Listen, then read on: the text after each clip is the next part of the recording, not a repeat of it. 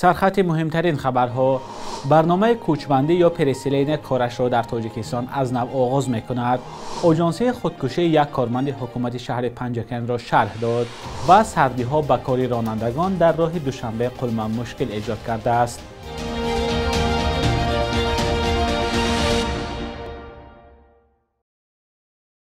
درود بینندگان عزیز، با آخرین خبرهای تاجیکستان و جهان در خدمت شما هستیم.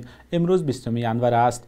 نمایندگی وزارت کارهای داخلی روسیه عاید به مهاجرت در تاجیکستان از آغاز قبول حجت‌ها برای برنامه کوچبندی یا پریسیلین خبر داده است.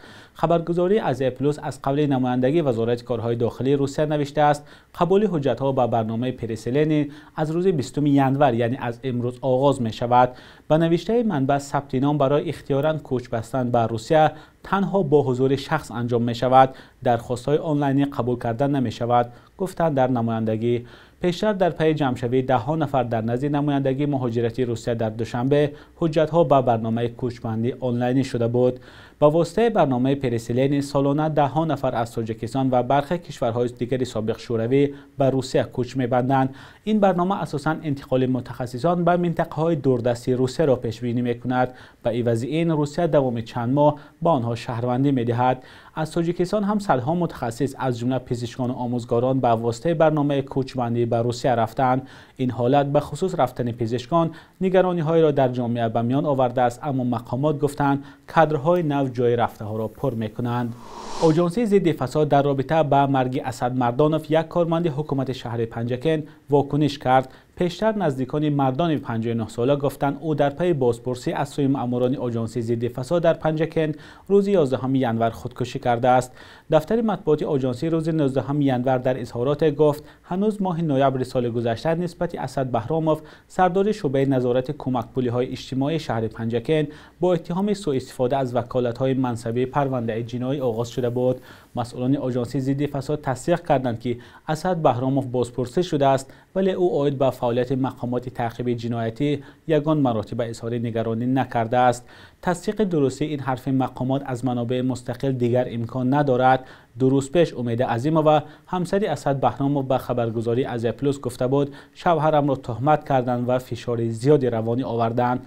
اما آژانسی ضد فساد گفته است که مرگ بهراموف با فعالیت این نهاد ارتباطی ندارد.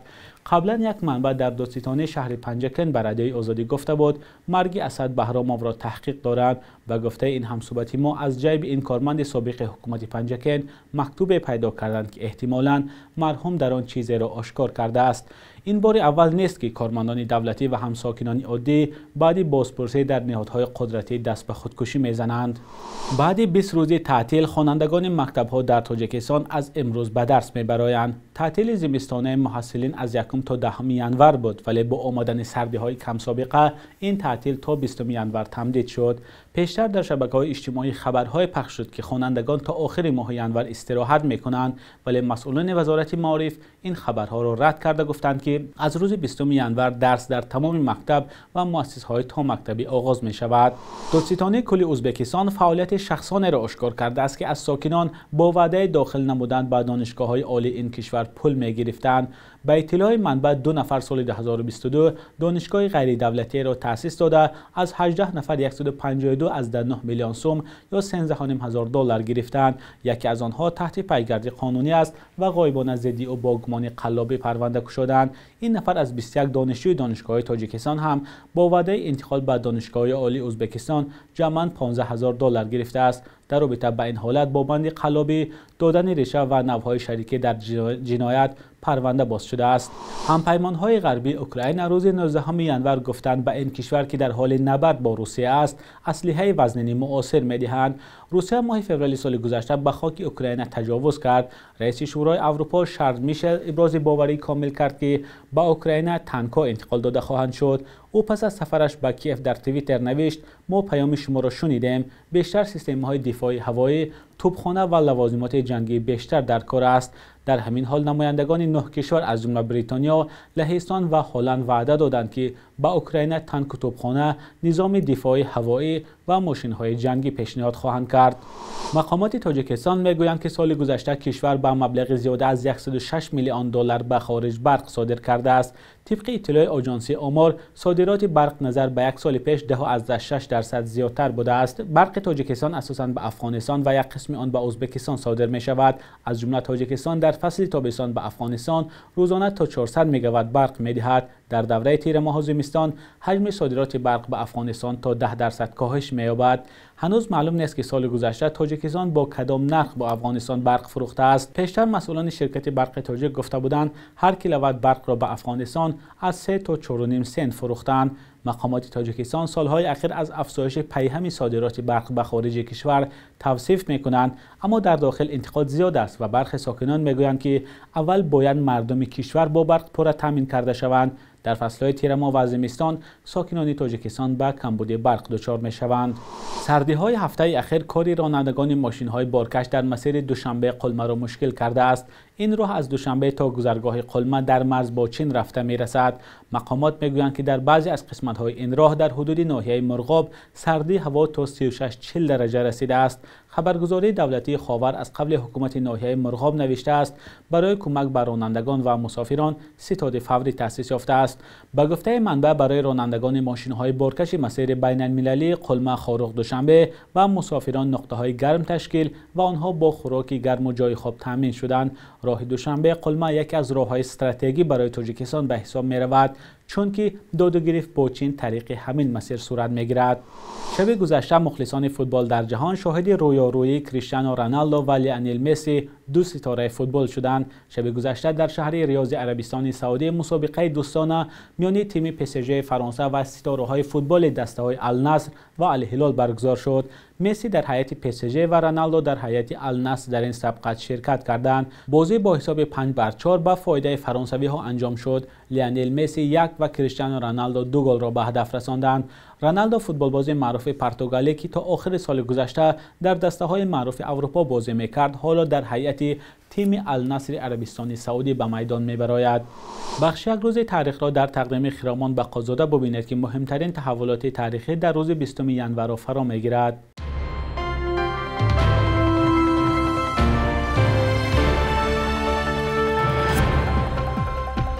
20 январи соли 2008 чарха ва ё агрегати нахустини нерӯгоҳи барқи обии Санктуда 1 бо ширкати Эмомали Раҳмон, раис ҷумҳури Тоҷикистон ва Сергей Нарышкин, ноиби сарвазири Русия ба кор дароварда шуд.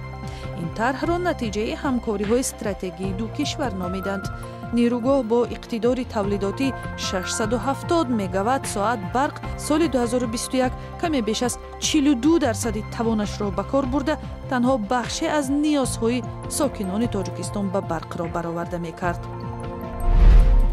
20 январи соли 2018 бо як қарори ҳукумат исми шаҳри Қурғонтепа, маркази маъмурии вилояти Хатлон воқеъ дар ҷануби Тоҷикистон ба Бухтар иваз шуд.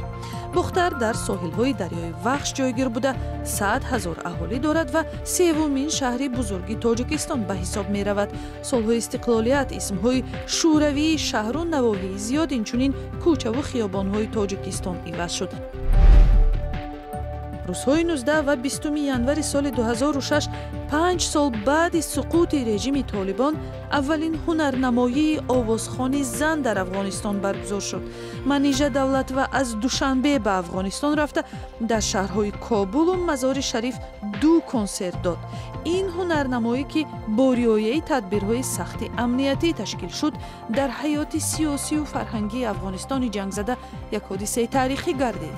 15 сол баъдаш ҳукумат дар Афғонистон дубора зери назари Толибон гузашт ки ҳама гуна озодиҳои занонро маҳдуд мекунанд. شبانه روز گذشته قرب دلار آمریکایی در برابر اسعار ملی سامانه باز هم بالا رفته، ارزش روبل روسی باشد به تغییر مانده است. صبح امروز در بانک‌های تجارتی تاجیکستان 100 دلار آمریکایی تا 1025 سومان ارزش دارد. 1000 روبل روسی باشد به 148 سومان برابر است. قرب رسمی بانک ملی تاجیکستان برای امروز چنین تعیین شده است.